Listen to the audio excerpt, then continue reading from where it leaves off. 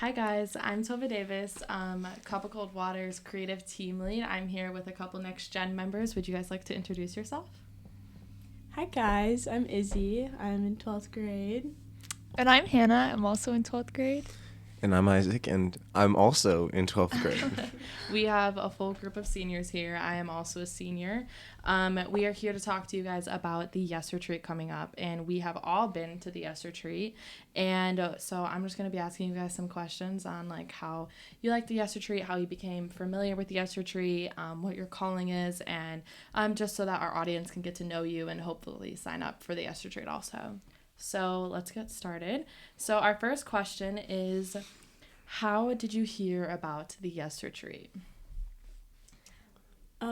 So for me, I actually heard about it through Jenny. I've been connected with her before I joined Next Gen, and yeah, I signed up for it, and I've loved going to it every year since then. For me, I joined Next Gen, and then I heard about it. I found out from my sister and my mom, who basically were like, you have to go, and I kept being like, no. But they made me, and I'm very glad they did. Good. Yeah, I found out from the Yes Retreat right before Next Gen kind of got started, because I knew our missions care director, Jenny, and she's the one who leads it. She's also our Next Gen leader, so that's how I found out about it. So the next question that we're going to get into is, are you called into missions? If so, how do you know? Well, yeah, I know for sure that I'm called into missions. God gave me a dream one day, and I woke up and I was like, all right, God, what's this about? And I prayed about it, and he showed me, and he placed a desire in my heart for missions and for just lost people abroad, like overseas. And since then, I've been taking different steps that he's been leading me toward in this calling, and joining Next Gen, going on different short-term missions, and it just definitely ferments more so the calling in my life, and it's really cool to see how he's working through that. Yeah, I would say similarly to Izzy, I've known for quite a long time. I considered it a lot even when I was a really young kid, and then recently after joining Next Gen and just learning more about how there's so many broken and unreached people in this world, my desire to serve in that way has increased, and I know that I'm called into missions, and yeah, I'm not sure where or how yet, but yeah. Isaac, what about you? So for a while, I was interested in missions, and I knew I liked the idea, but I didn't really feel called. I just knew that like I had a love for it. Mm-hmm. But it was one day when I was just praying and honestly just trying to get close to God, and just the word Uganda popped into my head, and I wouldn't have thought much of it, except that I knew it wasn't me. Even after that, though, it took like several months before I felt confidence in that calling, and it took a while, but. So in specific to you, Isaac, when you said that you felt Uganda come into your head, how did you decipher the difference between your voice and God's voice? That's hard. Yeah. Part of the way I knew it wasn't me is because it was just so foreign to my mind. I don't think I had ever even said the word Uganda out loud before that day. And it was hard to explain it. It didn't fit with the flow of my thoughts. It was like all of a sudden it was just there out of nowhere. And I knew it didn't fit in, and I knew I had been feeling his passion for ministry. So I just kind of took that and I said, okay, that's interesting. We'll see where this leads. And over time, God just kind of grew my confidence in what I felt. Nice. Okay. Does anybody have anything else on that? Anyone? No. Okay. Okay, so Okay. The next question is, what is your favorite aspect of the Yes Retreat? That's a good question. Oh, there's so many different parts of it that I just love. Literally the whole thing. I'd love to say the whole thing. Can we pick more than one? Yeah, right? Yeah, you can pick more than one. I think for me, I was thinking about this question, and I really like the prayer walks. Yeah, that's Yeah. what I was gonna say Yeah, too. The prayer walks are really good. They are good. I just love how it's like it's so prolonged and it like pushes you. Mhm. Like Yeah. I feel like prayer is something that I can never be perfect at, and like I just can continue growing in. Like it's just as a Christian, it's just so hard to like make it a consistent habit, and for like extended periods, like the Bible tells us to pray continually, but that's actually so hard to do. And the prayer walk really helps with like pushing your boundaries and like.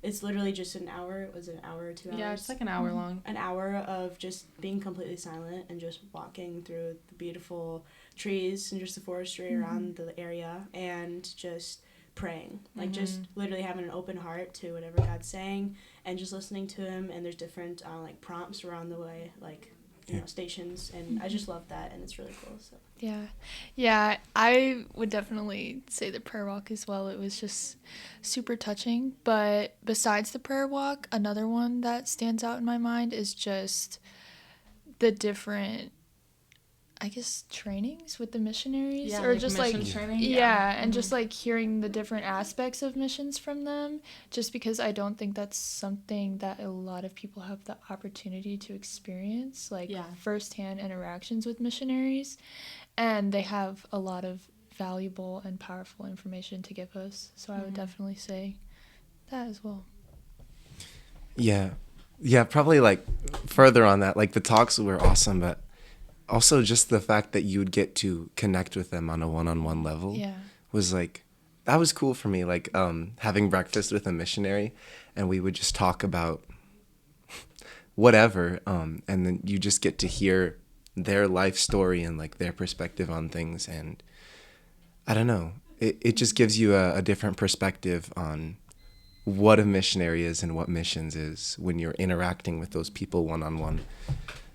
Do you feel like spending time with these missionaries, it makes missions more personal to you guys in a way? Yes, definitely. Yes, definitely. That's sure. Good. And considering the prayer walk, because the prayer walk is 100% my favorite part, and what I love about it is like you can take however long you want. Like they block out like this huge time period. So like some people will take 30 minutes, some people will take 2 hours. Like it really is just like up to you and like your pace and like your walk with God and how far like however long you want to take while you're on your prayer walk. So have you felt God speak to you in ways because you were silent during the prayer walk? Like how has it impacted your faith? Like knowing that, because prayer is hard. Prayer is a very hard concept. Prayer is a very hard thing to get quiet. So like, do you feel like this is like a good discipline in a way, to just be silent, and especially in nature too? Yeah, I gotta think about this one. Yeah. Definitely. I just feel like it's, like I was saying, like I just feel like life can easily be so busy, and it's so important to take the verse seriously when it says be still. Like be still and know that I'm God. Like just literally just silencing yourself, silencing your thoughts, and just opening up and listening to God, and it's just so important in prayer, to not just say your own part, but also to receive and listen to God and what he has to say. It's a conversation. It's not a monologue, Yeah. So. And I think you can reach such a different level of intimacy when you're not rushing through your time with him. Because it's really easy to just kind of sandwich it into our day. And we're not really taking the time to listen to him, but we're just, I don't know, having him hear our voice. But like when you're spending such an extended time just in nature, spending time with him, it's more receiving than giving prayer, if that makes sense. Yeah, like, that makes sense. Yeah, that's real. I feel like so often it's so easy, like, for us not to realize how much we don't pray. That was the most roundabout way of saying it. But, It's true. like, I don't know, lately I've just been thinking, like, I'm listening to music all the time. I'm listening to audiobooks all the time. Like, or else I'm, like, talking to people, and just sitting in that silence during that prayer walk, it, like, makes you realize how little time you set aside for God. And like honestly, just there was a time when I had to like put away audiobooks because I'm like, I need quiet moments where I can talk to God and I can hear from him. Yeah. Prayer is such a hard, like, concept. Like, I feel like I am, like, I can read my Bible, I can, like, listen to worship music, but when it comes to prayer, it's so hard to, like, sit down and focus when, like, you have 5 million different thoughts running in your head. Like, what am I going to do tomorrow? What am I going to eat for dinner? Like, all those kind of things. And it's, like, almost when, like, not that we're being forced to do the prayer walk, but it's, like, almost when you, like, are like, okay, like, I'll give it a try. It's, like, life-changing. It was life-changing to me because after the prayer walk, I, like, carved out, like, an hour a day to pray. And I was, like, it made such a big impact on my faith. And it's, like, if you're not praying, how do you expect to hear from God? Yeah. It's like that is like the main way that we communicate with God. And like, not saying that reading the Bible also isn't good, like he speaks through many different ways, but it's like I feel like even in my personal walk, it's always been like, how, like, God, I'm not hearing from you, but it's all because I'm not praying and I'm not being so intentional with my time speaking and talking to him. And especially verbalizing prayers out loud is a huge one. So, yeah. Do you guys have anything else? No. Okay, so the next question is, do you consider the Yes Retreat to be a personal experience? We kind of already talked about this a little bit, but I want you guys to expand on it more.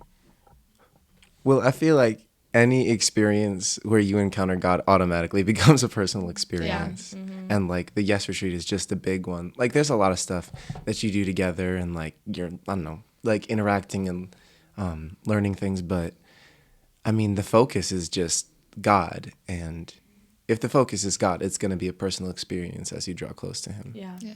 Mm-hmm. I think it's harder for it to be an impersonal, is that the word? Impersonal? Yeah. Impersonal experience rather than a personal experience, just because, I mean, we're in the middle of nowhere and we're worshiping and learning about God and learning Surrounded about by his missions. creation. Yeah, exactly. And people who Yeah. love him. So, like you said, like if it's about God, it's totally a personal experience and totally just, I don't know, it touches your heart. Yeah. Yeah, definitely. It's so much of a personal experience, and it's also like you're doing this with like the community around you, like the people that are there too.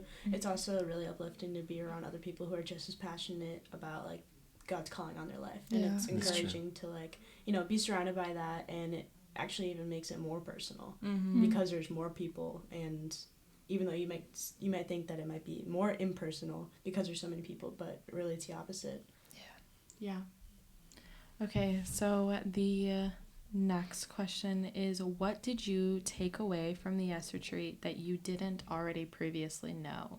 This one's a little, like, this can go for anything. It can go of what a missionary said. Yeah. I got something. I discovered, I guess, how much I love missions.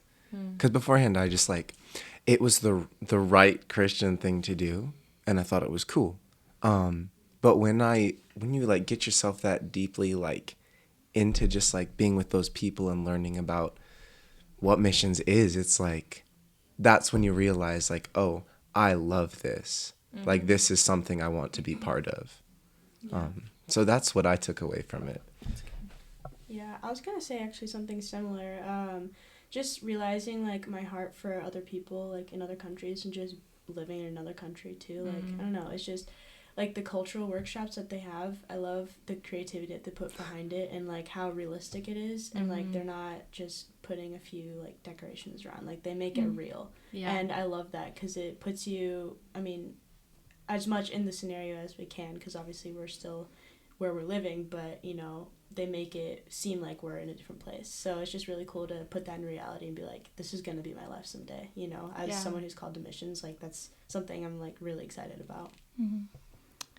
For me, it's kind of I guess it was kind of a weird thing to take away just because it wasn't the focus, but I would just say the level of intimacy that there can be within worship, because like we do a lot of worship during the Yes Retreat, and I had never experienced such like a powerful kind of worship, I guess like in a musical sense at least, where it was just like everyone's like walking around like praying for each other, and people are like kneeling on the ground, and it's just, I don't know, it was just super powerful, and I totally was not expecting that. And I don't know, I think just in feeling that boldness to worship the Lord, and like I was scared to like put my hands in the air before that, but after that, like I was like felt more comfortable even doing it at church. And yeah, I guess, yeah, kind of a strange thing to take away, but it was definitely helped me grow in my walk with God. Yeah, kind of like going off of what you said, Hannah, it's like something that I noticed so hugely while I was at the Yes Retreat. I have gone like the past 2 years now, and it's like this like form of like unity, and it's like I feel like a lot of people look at our generation and it's automatically like wow, our generation, like that the next generation is like going downhill. They're like we have no followers of Jesus, we have no one interested in missions, and it's like it's so encouraging seeing like other people my age and other people younger than me and older than me like here for all the same goal. It's like the next generation isn't dead. It's just now like I feel like we're kind of opening the eyes of everyone above us and below us to be like, listen, like there are people on fire for the Lord, and there are people on fire for missions and want to be on the mission field. There's so many people in our generation who are on fire for the Lord right now, and it's so inspiring and just exciting for what the future is going to bring. Yeah. Mm-hmm. Definitely.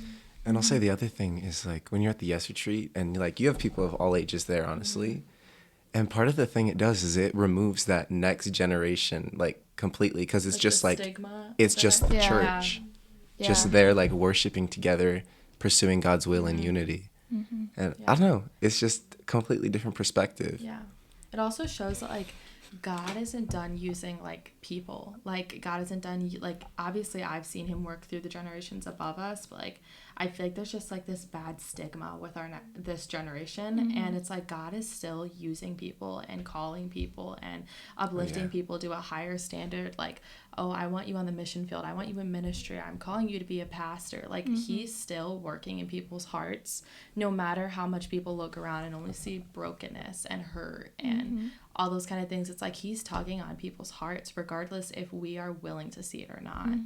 So it's just like super encouraging to come to the Yes Retreat and be like, wow, like there are people who also believe in God who have the same mission and mind and goal. Because I remember like feeling like so isolated and being like, I'm the only one who wants to go into ministry or missions, and like no one else wants to. And it's like then I look around and I come to the Yes Retreat or I come to Next Gen, and it's like, wow, there are so many other people in my same boat. It's just I wasn't willing to open my eyes. Yeah, I see that completely in Next Gen. Like, it's so crazy that even in the small area that we live in like, I guess the surrounding towns, but just like these little like country towns plus a random suburb, like there's just a growing number of us who want to enter into missions and ministry. And my first thought is like that's not common, but I think it's a lot more common than we think it is. Like he's building us up. So yeah, I agree.